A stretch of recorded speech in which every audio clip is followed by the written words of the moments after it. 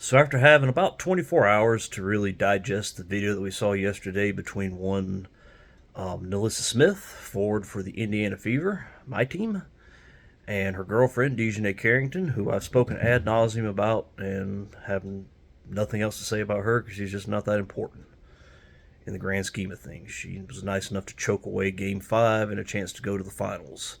Good for her. I just had a chance to think about this. There's a video that came out yesterday. I don't know if it was being live streamed or if it was something that was recorded and then released, but either way, it's bad because if you're being live streamed, you know that what you're doing, your actions and what you say are going to be seen by a portion of people. You're intentionally putting yourself out there, and if you pre-record it and release it, you're darn sure putting yourself out there like that. Um, So to NaLyssa Smith, for everything you've done this year for the Fever and everything you've done afterwards, I just want to say thank you for nothing. Um, in the video, looks like now NaLyssa Smith and Dejanay Carrington are dating. I don't know if they live together or not. I don't know what their story is. Could care less, honestly. It's not just because they're a same-sex couple. I'm not that kind of person. If this were, NaLyssa Smith and uh, Jaylen Brown, I would say, who cares? Got enough. I'm in my own marriage, and I'm focused on that. But anyways, they're sitting in a kitchen. Looks like they're trying to make some kind of dinner, and NaLyssa Smith, who's on one side of the table, and her girlfriend Dejanay Carrington, who poked Caitlin Clark in the eye intentionally, set off a firestorm there, and then for getting asked about it, they tried to get a longtime journalist fired. Which, given the way that WNBA players act when they're asked questions and have a chance to show themselves, might not have been such a bad move. I know I really blasted them for putting out this 5-page meltdown of a letter and asking a basic question, but maybe the Players Association was doing the right thing in saying, please stop trying to interview our players. They're only going to make things worse. They're going to make themselves look worse. They're going to make the league look worse. They're going to make everybody else in the league look worse. Um, the fact Caitlin Clark hasn't said screw this. It's my favorite player and my favorite team. I started off watching the NBA for the first time this year to watch her and fell in love with the team. Well, specifically, I fell in love with Leah Boston and Kelsey Mitchell and Lexi Hull towards the end there. But the fact they've not just said, screw it, we're going to our own team somewhere in Europe, maybe in Asia, maybe in Russia. Just make sure to leave all of our cannabis or cannabis vape at home so we don't wind up in gulag like Brittany Griner and have to get a horrible criminal traded back just so we can have our freedom and not have to spend 9 years in gulag. The fact they've not done that and decided they want to stay in the WNBA, it's kind of like, why? Why are you doing this to yourselves? Go get out of here. Let them continue to fail. Let them be their own fake social media activist league, surrounded by like-minded people who do not watch their games. Let them go back to, averaging 250,000 viewers a game and 4,000 spectators per game. I didn't say much about NaLyssa Smith yesterday. I guess, again, being an Indiana Fever fan, now I don't have anything. I started watching the Fever because of Caitlin Clark. I wanted to watch her play, and like I said, I have fallen. Aaliyah Boston, I feel like I have as much of an emotional attachment to her as I do Caitlin Clark. I just love the way she plays. I love the way she handles herself. Her personality to me is amazing. This is coming from a North Carolina fan. North Carolina, the University of North Carolina, and the University of South Carolina don't really have much of a rivalry other than being kind of an annoyance. Who's the true Carolina? Of course, it's the one in Chapel Hill. We actually, win championships in men's basketball. I know South Carolina's probably been a little bit better in football, but they still never won a national championship or really come all that close. They're not the best football team in their own state by a mile. That'd be Clemson. Clemson has dominated their rivalry, has 3 national championships and a lot of other national championship appearances, where South Carolina can't even win the SEC, which is a gauntlet, but these are all SEC teams that Clemson's beaten on the way there. But in the video, NaLyssa Smith, makes just a weird motion, just kind of going towards Dejanay, and going towards her face, and then DJ just goes, "Ow!" It's like, you poked me in the eye. And, of course, with everything DJ's done, my initial reaction was to focus on her, but looking at it now, NaLyssa Smith deserves every bit as much, if not more, condemnation for that, for her part of that. She clearly was a part of this skit, I guess you could call it. If it wasn't for the interesting story rooted behind it, and it's only interesting because Caitlin Clark was involved. Had Dejanay poked anybody else in the eye, there would have been a big who cares. But the fact that, the league's cash cow that has been hated and, quite honestly, abused physically throughout the season with no recourse from anybody, that's the only thing that really makes this thing interesting. But NaLyssa Smith is Caitlin Clark's teammate. Teammates, if nothing else, they're supposed to have each other's backs. When you don't have your teammates' back, that's like the cardinal sin in sports.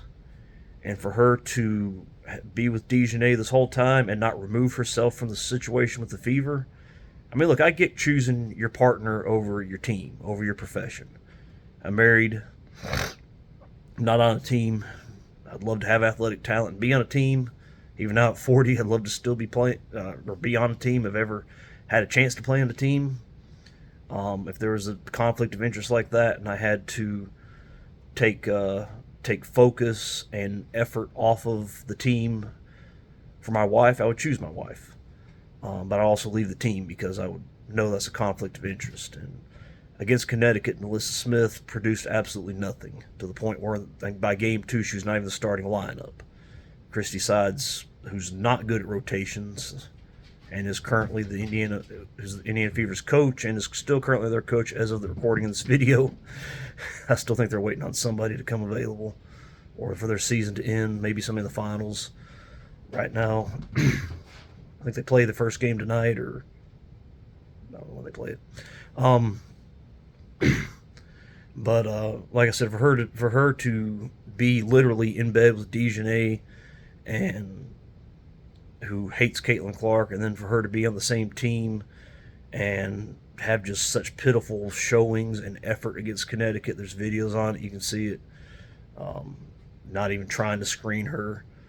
I mean, obviously it's a huge conflict of interest, but you have to remove yourself from that. And for her to not only not stand up for Caitlin, or at least remove herself from the situation, and then to go make fun of the whole situation that happened to her teammate that she just spent 4 months with. It's her teammate Caitlin Clark, who's the reason we know who NaLyssa Smith is. We wouldn't even know who she is other than the 200,000 core fans that the WNBA has or has had. And even a lot of them probably couldn't even tell you much about her. She's had a very indistinguished career. But for that to happen, just shows that, she is truly implicit in this whole situation. And like I said, quite honestly, it's probably worse. At least speak up. If you're going to hate somebody, if you're going to be in somebody's corner, at least speak up. Say, hey, I back my girlfriend. I don't like Caitlin. She made a thing that said, hey, on the team here, we love Caitlin. Well, how can you love her when you got your girlfriend who hates her, has gone out of her way to try to make her look bad on social media? You've seen Dejanay Carrington's head saying bad things about her on social media makes a person look bad, when in truth it just makes the person saying it look bad. It made her look bad. Caitlin, as always, comes out of it looking like $1,000,000, while her antagonist comes out of it looking pretty sorry. I mean, you just got to, you got to make a statement there at some point and not be fake about it. And Dejanay was completely fake about it. NaLyssa was completely fake about it. And, I gave her a lot of credit all year, and I do have to give her credit for trying. She gave a lot of effort, a lot of time. She never really fit in the system. Was kind of in and out of the lineup. Like I said, just when she was on the floor, she didn't gel, and bad things happened. And against the Sun, between that and the just incredible conflict of emotional interest, you could tell. So, surely the Fever are going to get rid of her, or she's going to do the right thing and walk away at least before they have a chance to. And just, I would say, offer an apology, but that ain't going to happen because nothing any WNBA player does is wrong. And any of us who think they're wrong are misogynist, racist, homophobic, transphobic, xenophobic. I don't know if that even fits in this situation, but you get the point. It's so to NaLyssa Smith, I just want you to know you are a bad person. You the Indiana Fever might have done a little bit better this year without you. Maybe they could have finished. I think they've still been the sixth seed. They might could have won one or two extra games without you. I know you really put them in a lot of bad situations or made bad situations worse while you're there. And who knows? Maybe without you, they could have at least won one playoff game, maybe. Or if you would have spoken to your girlfriend after she poked her in the eye and said, "Look, that's wrong," or it had to be. It was premeditated. I mean, I have a hard time believing NaLyssa Smith didn't know that was coming. And for her not to say, "Look, if you do that, then we're going to have issues," or to not remove herself from the team and give Caitlin Clark a little heads up that it's coming, she's a bad person. So, NaLyssa Smith, you are unforgivable for that. What you've done to the Fever this season is inexcusable. And like I said, thank you for nothing. Thank you, NaLyssa Smith, very much for nothing. Enjoy whatever team you're on next. Enjoy going back to having, very 10,000 fans at most per game. If you end up on like Vegas or, well, Vegas, maybe the New York Liberty, they seem to draw about 10,000 per game.